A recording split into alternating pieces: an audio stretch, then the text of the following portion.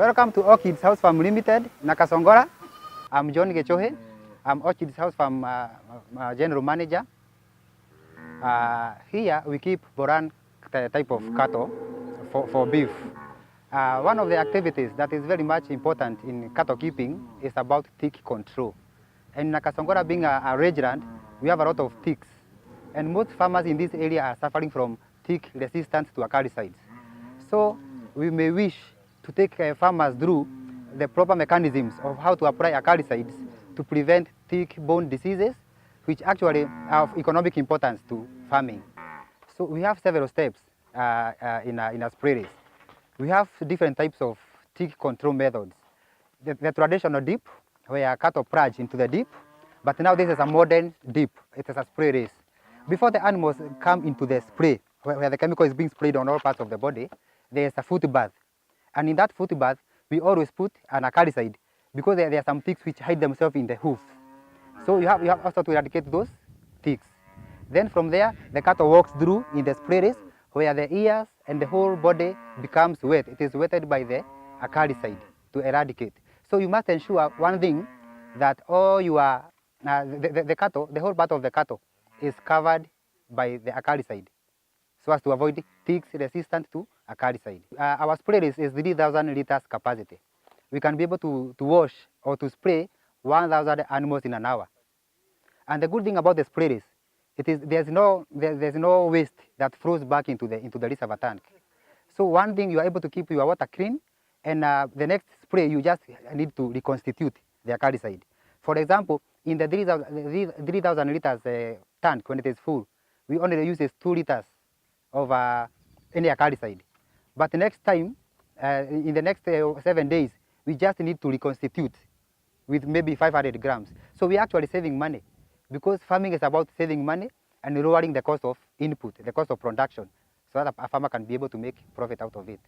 So we are supposed to spray your animals after every 7 days, once per week. The community is benefiting because before we started training farmers, many farmers used to lose their animals to tick-borne diseases like ECF, babesiosis, and anaplasmosis. But now we have actually passed the information.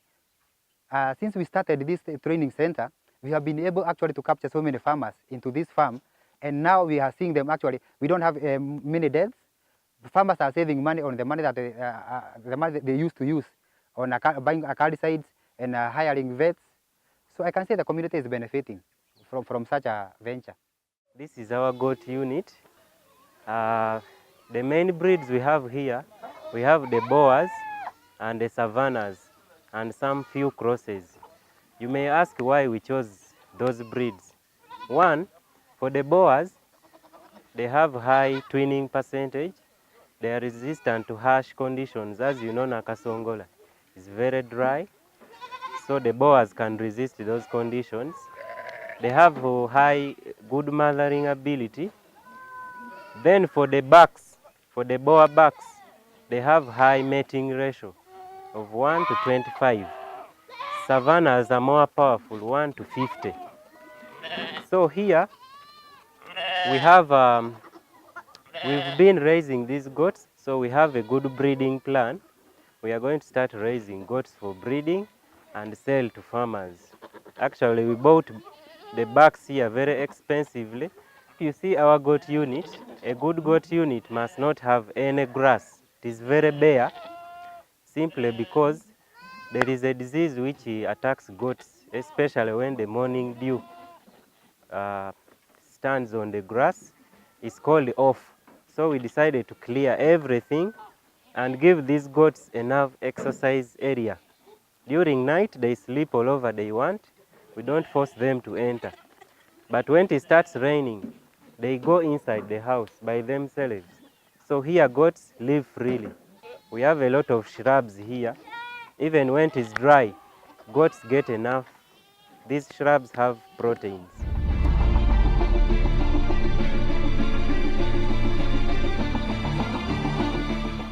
This is Orchids House Farm feedlot section, whereby we fatten bulls within 100 days, targeting 1 kilogram to 1.2 kilograms weight gain per animal per day.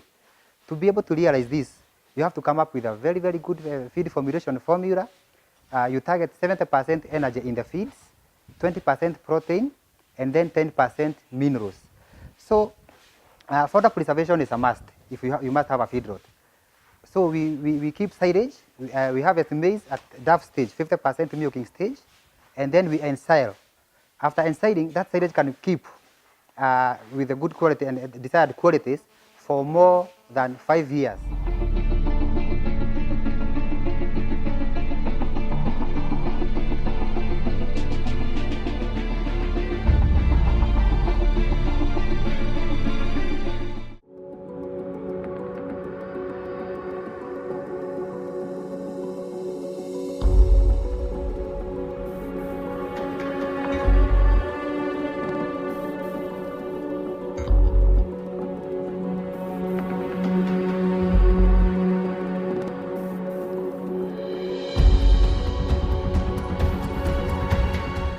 I'm called Byamukama Dominic.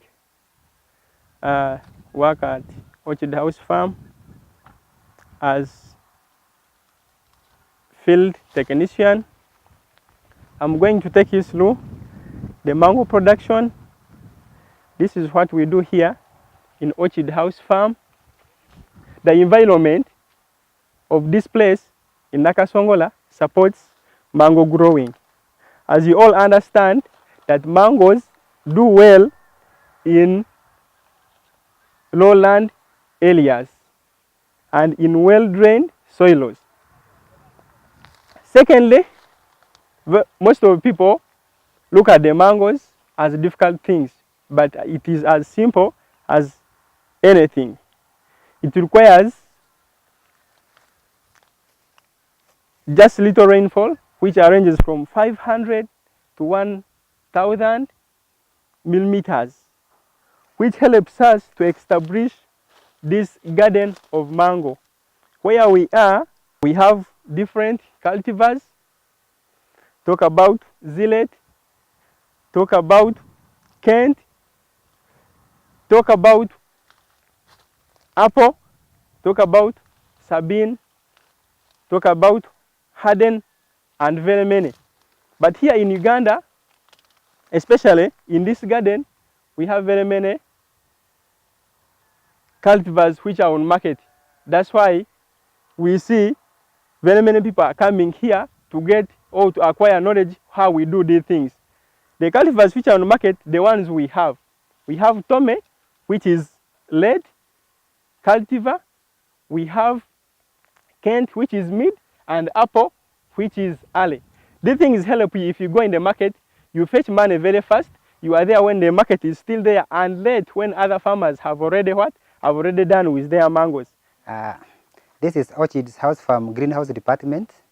We are the biggest producers of basil in Uganda. We have 10 greenhouses, each measuring 8 meters by 30 meters. We grow basil for the export market. And what I would like to emphasize on, it is that we cannot even be able to meet the market demand for basil.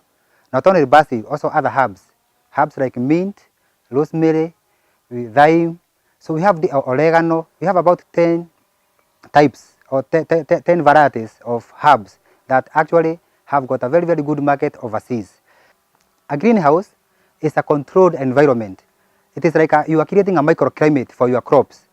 For example, when you grow basil, it will take only 45 days after transplanting, you start harvesting. And the good thing about basil, you harvest every week you harvest. In a tunnel, one tunnel, 8 by 15 meters, we always harvest minimum of 200 kilograms per day. And in the international market, the prices are very, very good. Actually, going for up to $3 per kilogram. That is good money. You are there, and you may like to venture into basil farming.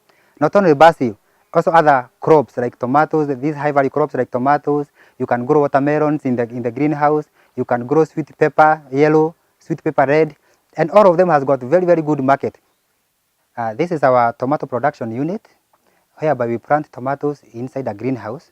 And as you can see, tomatoes grown in a greenhouse actually bears very, very big fruit as compared to what you can get from outside.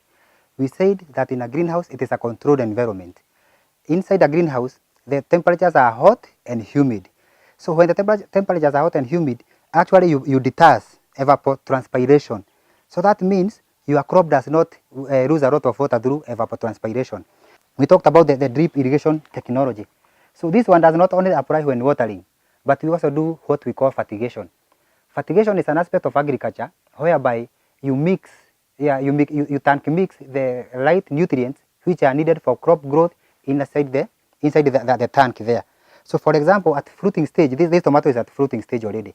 We mix a fertilizer, a foliar fertilizer that is rich in potassium. That is to make these fruits to ripen very fast and also to be sweet and also to keep long after harvesting. Okay. I'm William Bazeyo, a medical doctor by profession, and a founder or the person who actually started this farm. This farm started close to 12 years ago when we, as a family, acquired land from a family friend, and that land was total bush. And I must say that when we acquired the land, we did not know that we would go this far. But we had discussed as a family, me and my wife, that we would have land, have a farm, on the farm have different things. And this was because of our experience in travel, having traveled and seen farms in Israel, farms in Turkey, and farms in other countries, even the USA, New York, upstate, where people are farming vegetables in large quantities, supplying cities. We decided as a family to build minimum infrastructure that would bring in people to stay overnight, 2 weeks, a month, so that they can learn on a day-to-day, get involved in what we are doing, and they go with the skills. And we engaged the private sector foundation, which we are very grateful, that funded a number of interns from Bukarasa, and we have skilled them. Apart from soliciting and bringing interns or people who want to learn, we want to make it a resource center that universities, training institutions find it appropriate to take students for learning. So that in the past in Uganda there were demonstration farms, district demonstration farms. We want to see Nakasongola have a demonstration farm available on Orchids House Farm.